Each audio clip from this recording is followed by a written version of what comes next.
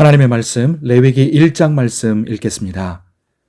여호와께서 회막에서 모세를 부르시고 그에게 말씀하여 이르시되 이스라엘 자손에게 말하여 이르라.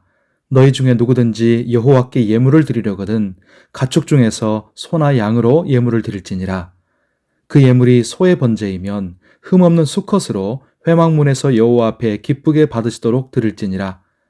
그는 번제물의 머리에 안수할지니 그를 위하여 기쁘게 받으심이 되어 그를 위하여 속죄가 될 것이라.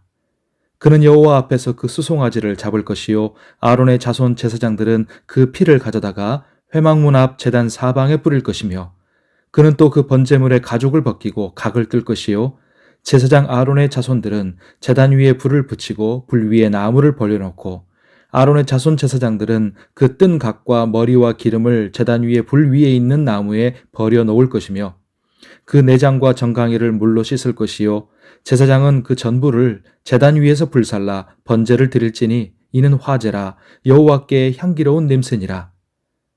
만일 그 예물이 가축대의 양이나 염소의 번제이면 흠없는 수컷으로 드릴지니 그가 제단 북쪽 여호와 앞에서 그것을 잡을 것이요 아론의 자손 제사장들은 그것의 피를 제단 사방에 뿌릴 것이며 그는 그것의 각을 뜨고 그것의 머리와 그것의 기름을 베어낼 것이요 제사장은 그것을 다 제단 위에 불 위에 있는 나무 위에 버려 놓을 것이며 그 내장과 그 정강이를 물로 씻을 것이요 제사장은 그 전부를 가져다가 제단 위에서 불살라 번제를 드릴지니 이는 화제라 여호와께 향기로운 냄새니라.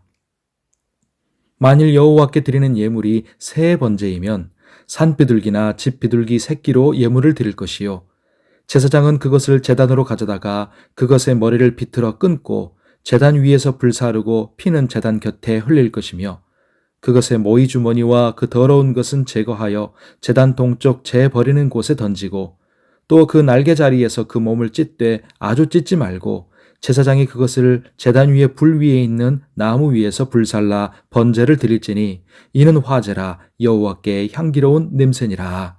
아멘. 오늘 기도하는 우리에게 하나님의 은혜가 함께 하시기를 바랍니다. 레위기 1장에서는 구약시대의 5가지 제사 중에서 제일 먼저 번제에 대해 말씀합니다. 누구든지 하나님께 나아가기 위해서는 반드시 거룩해야 합니다. 그러나 스스로 거룩할 수 없으니 자신을 대신할 제물의 대속적인 죽음이 필요합니다. 하나님께 나아가는 예배자는 자신의 경제적인 형편에 따라서 소나 양이나 염소 또는 새를 제물로 드릴 수 있었습니다. 이것은 누구든지 진실한 마음만 있다면 자신의 형편과 처지에 맞추어서 하나님께 나아갈 수 있다는 사실을 보여줍니다. 번제는 제물을 완전히 태워서 하나님께 드리는 제사로서 하나님께 전적으로 드리고 헌신한다는 의미가 담겨 있습니다. 즉, 번제는 예배자의 온전한 순종과 굴복 그리고 헌신을 의미하는 것입니다. 또한 부수적으로 죄를 속죄하여 정결함을 얻는 효과도 있었습니다.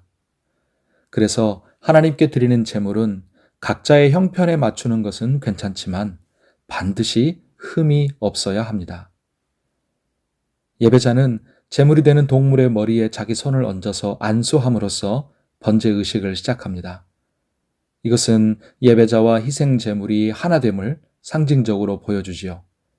이제 죽게 될 동물이 바로 예배자 자신을 대신하여 죽는다는 것을 깨닫게 하는 것입니다. 그리고 예배자는 하나님 앞에서 동물을 직접 죽여야 했습니다.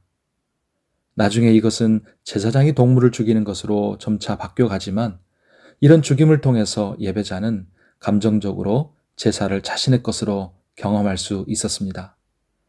희생 제물로 죽는 동물에게서 흘려지는 피는 바로 자신의 피여야 했고 생명을 잃고 죽는 그 동물은 바로 자신이어야 했다는 것을 생생하게 느끼고 깨닫는 것입니다.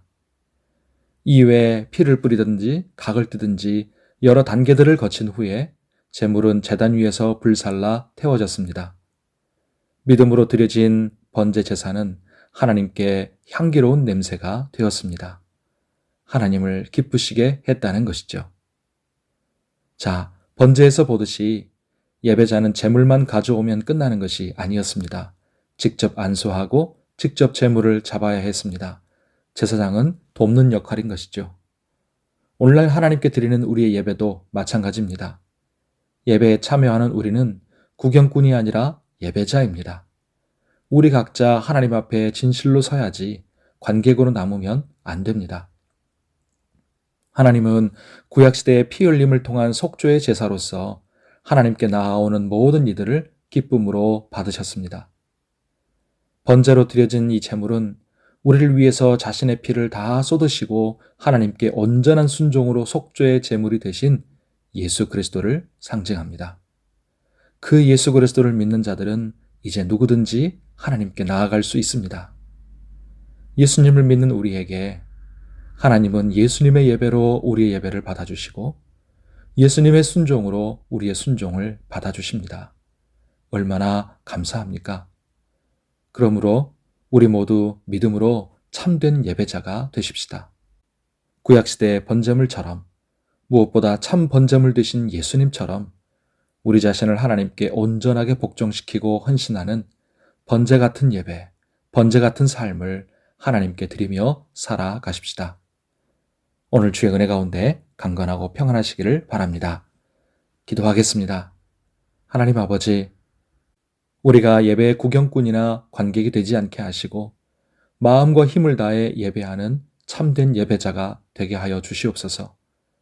교회 안에서 공예배를 드릴 때도 교회 밖에서 삶을 살아갈 때도 예수님을 믿는 믿음으로 온전한 순종과 헌신을 드리게 하셔서 하나님께 모든 것을 태워 불살라 드리는 번제 같은 예배와 삶이 되게 하여 주시옵소서. 그래서 하나님 앞에 향기 나는 인생이 되게 하시고 우리를 위한 번제와 속죄 제물 대신 예수님을 닮은 신앙과 인격이 되게 하여 주시옵소서. 오늘도 우리의 삶을 붙드시고 기도의 은혜로 응답하여 주시며 아픈 성도들을 치료하시고 우리에게 기력을 주시옵소서. 우리의 육체와 영혼을 보호하시고 믿음으로 주님과 동행할 때 성령께서 우리와 함께하여 주옵시며 주 안에서 복된 하루가 되게 하여 주시옵소서. 감사하며 예수님의 이름으로 기도하옵나이다. 아멘.